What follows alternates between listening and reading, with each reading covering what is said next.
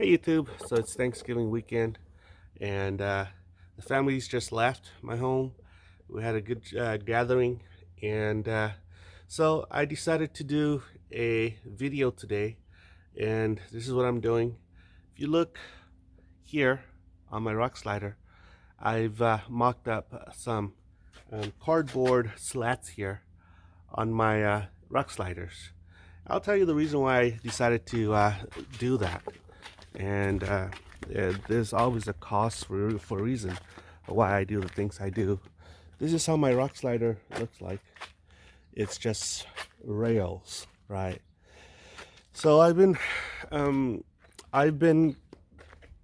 of worried about that rail being that it's so open that one day a kid might stick their feet in here and they might fall and somehow break their legs. So recently, well, if you've been following me, I built a rock slider for my my brother-in-law's 4Runner. It's that 4Runner that always comes here, and we built stuff on it. So anyway, his 4Runner had just railings, right? So his 9-year-old son fell through one of the rails here, right? And how he did that was, let's go back to the other side. How he did that was because the rails were just open. It's just an open hole like this.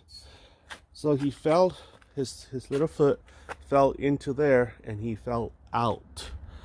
And so he sustained an injury, and he had a cracked, I don't know, foot bone, shin bone.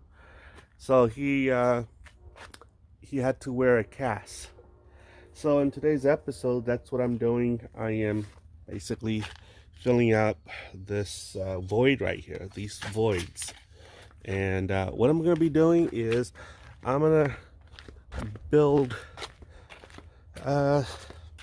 little sheets, plates made out of a 10 gauge steel.